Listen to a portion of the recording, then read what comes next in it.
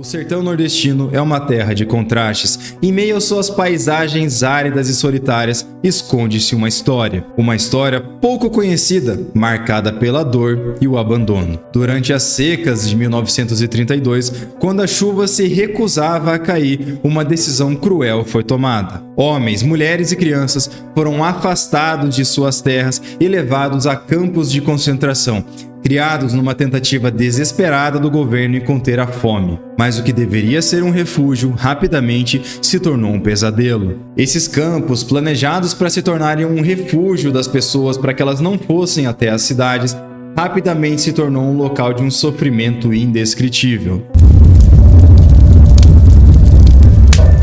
E hoje, no Contos da Fogueira, vamos explorar a história de Patu, um dos maiores desses campos que, ao invés de proteger, condenou seus cidadãos à morte. Mas antes disso, nós trazemos vídeos como esse toda semana. Então, se você gosta do nosso conteúdo, por que não se inscrever no nosso canal, curtir esse vídeo e clicar no nosso sininho para ser notificado de todas as nossas novidades a partir de agora. E sem mais delongas, vamos lá! No início do século XX, o Brasil era marcado por extrema desigualdade social. E o Ceará era um estado em que isso era muito mais aparente, porque essa região era muito afetada por secas e vivia um cenário de vulnerabilidade muito grande. A seca de 1932 pode não ter sido a primeira, mas com certeza foi uma das mais devastadoras de todos os tempos, e obrigou milhares de cearenses a abandonar suas casas, principalmente nos campos, em busca de comida, água e condições melhores de vida. E à medida que esses retirantes foram aumentando, o governo Vargas temia que esses flagelados, como eram chamados, inundassem as cidades e causassem desordem e espalhassem doenças. A solução proposta pelo governo foi a criação de campos de concentração, que oficialmente eram chamados de campos de trabalho, mas na verdade eles funcionavam mais como uma prisão a céu aberto mesmo. Esses campos eram estabelecidos em locais estratégicos ao longo das linhas férreas, das linhas de trem, e serviam para controlar a migração das pessoas e evitar que elas fossem para capitais como Fortaleza e sobrecarregassem o sistema público. E o campo de Patu, na cidade de Senador Pompeu, foi um dos maiores que abrigava milhares de cearenses em condições desumanas. Oficialmente, esses campos eram para ser uma coisa temporária e iriam servir para oferecer a essas pessoas oportunidades de trabalho e de sobrevivência. Só que a realidade era bem diferente. O governo já não se importava muito com essas pessoas. Na verdade, o interesse deles era muito mais para que elas não lotassem a cidade e que essa desigualdade e pobreza, falta de condições, não ficasse aparente para o resto do país. Eles se aproveitaram de um açude que já existia na região com algumas edificações e terminaram de construir o que seria um dos campos mais desumanos da história do Brasil, já se aproveitando inclusive do isolamento geográfico dessa região para controlar milhares de famintos que chegavam todos os dias. Os retirantes eram amontoados em casarões antigos e barracões, onde a superlotação tornava a vida insustentável. Com mais de 16 mil pessoas confinadas, o campo rapidamente se tornou um cenário de miséria indescritível. A administração do campo oferecia pouquíssima comida, que muitas das vezes era simplesmente insuficiente para todos. E quando havia essa distribuição, os mantimentos eram escassos e de baixa qualidade.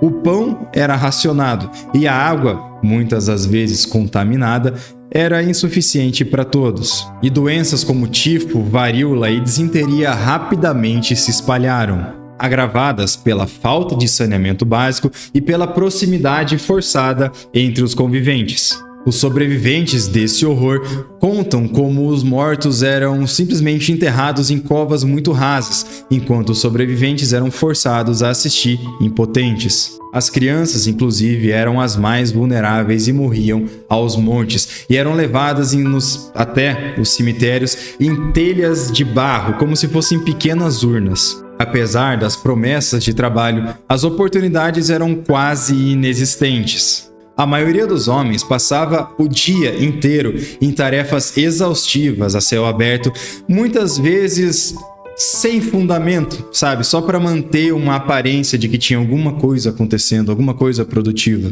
Mulheres e crianças ficavam à mercê das condições subhumanas, tentando sobreviver em meio ao caos. E o que deveria ser uma solução temporária tornou-se na verdade uma sentença de morte para muitos dos confinados. Esse campo especificamente era situado numa das regiões mais áridas e mais inóspitas do Ceará, representando, como se fosse um símbolo mesmo, dessa decisão do governo de oprimir ao invés de realmente auxiliar. As memórias do campo de Patu são marcadas por cenários de horror inimagináveis, e os sobreviventes daquela época contaram histórias que ecoaram através dos anos. Marco Antônio de Moraes, que na época era um jovem de 16 anos, foi forçado a fazer uma das tarefas mais pesadas. Ele era encarregado de cavar as covas, os cadáveres dos mortos que faleciam diariamente. A morte naquele lugar era tão comum que conta-se que os cachorros já ficavam esperando as pessoas morrerem para comer os restos mortais.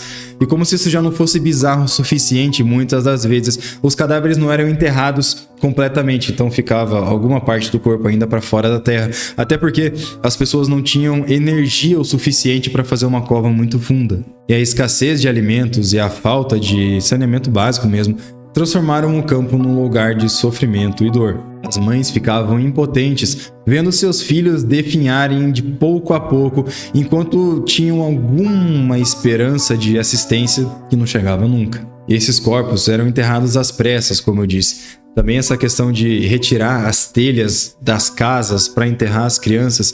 Imagina só essa situação, você ter que usar um pouco da sua casa para enterrar o seu filho que morreu. E, bom, enfim, é uma situação completamente fora da nossa realidade.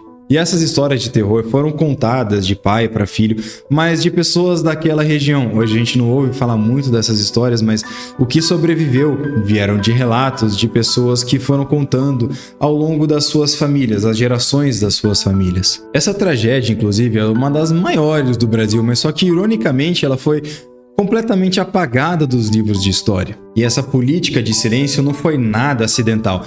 Na verdade, era uma tentativa do governo de evitar a responsabilização pelo que aconteceu dentro dos campos de concentração. Logo após as secas de 1932, o governo já começou a agir, eliminando as provas e minimizando o número de mortos e de catástrofes, tudo no intuito de esconder essa situação. Tudo isso em nome do controle e da ordem. E os campos de concentração foram relegados a notas de rodapé nos livros de história, se é que eles foram mencionados. E essa omissão, tenho que dizer, foi muito eficiente, porque muitos brasileiros nunca souberam dessa história. Como eu disse, eles são raramente mencionados nos livros de história, e tudo que a gente sabe é de uma tradição oral de geração a geração das pessoas que sobreviveram a esse horror. Isso tudo por mérito das comunidades locais, principalmente de Senador Pompeu, daquela região, que não deixaram essa memória ser esquecida. Eles até organizam um evento chamado Caminhada da Seca, que simboliza esse acontecimento e lembra dessas vítimas.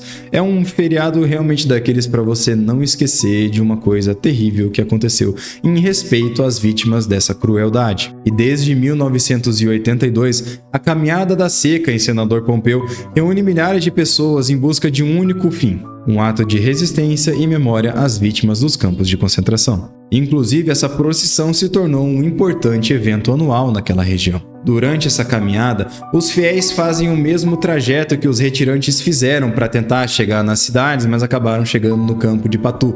E eles carregam pão e água como símbolos de vida e esperança. E essa caminhada termina no cemitério onde muitos desses retirantes foram enterrados. As novas gerações são ensinadas sobre o que aconteceu naquela época, e o campo de Patu, que já foi símbolo de dor, hoje é muito mais um símbolo de resistência. E essa comunidade luta para que essa situação seja oficialmente reconhecida pelo governo e que a memória dessas vítimas seja mais respeitada. Bom, eu tenho que confessar para vocês que até eu me deparar com essa história aqui, eu realmente nunca tinha ouvido falar disso. Na verdade, o campo de Patu ele foi um dos piores, mas não foi o único campo de concentração. E é um choque de realidade quase, eu diria, saber que no Brasil a gente teve uma história tão parecida assim com a época do nazismo, sabe? Tipo, das pessoas realmente serem confinadas de propósito para morrer por um governo que simplesmente não se importava com elas. Isso faz a gente repensar muita coisa e talvez quantas coisas não foram esquecidas do passado, coisas que não foram documentadas ou então que foram deixadas de lado, quantas coisas que acontecem hoje, se a gente não der a devida importância, vão ser lembradas no futuro. Imagine você que está passando por uma situação em que o seu emprego, o seu ganha-pão, tudo que você faz, o seu trabalho, simplesmente não consegue gerar frutos por uma coisa que é completamente fora do seu controle. Naquela época, a maioria das pessoas trabalhava no campo, eram agricultores, e na seca você não tem condição alguma de retirar o seu sustento daquela terra. Então, por isso que você vai procurar as cidades, mas no meio do caminho o seu governo simplesmente não deixa você entrar na cidade, não tem condições, entre aspas, né, de prover para você a sua saúde, sua alimentação, coisas básicas mesmo. Ninguém tá falando de luxo aqui. E o quanto deve ser horrorizante, principalmente para você que tem uma família, você vê os seus filhos naquela situação e não poder ter o que fazer, não tem nada melhor para fazer, você tá simplesmente deixado de lado. Esse é um tipo de terror mesmo, que é muito mais assustador que muito monstrinho por aí. Essa sensação de falta de esperança e desespero mesmo. Mas era isso. Então, com essa história horrível, a gente vai se despedindo. Tem alguma coisa que você gostaria que eu cobrisse, que eu falasse aqui no canal? Me deixa aqui nos comentários, eu vou adorar saber. E já que você vai estar lá embaixo, por que não se inscrever no nosso canal, curtir esse vídeo, clicar no nosso sininho, se você gosta do nosso conteúdo que nós trazemos aqui toda a semana. Assim você já vai ficar atualizado de todas as nossas novidades. E ainda nós temos um monte de vídeos já prontos aqui nessa mesma pegada de terror para você que gosta do nosso conteúdo maratonar à sua vontade. Muito obrigado por ter assistido até aqui, um grande abraço, falou!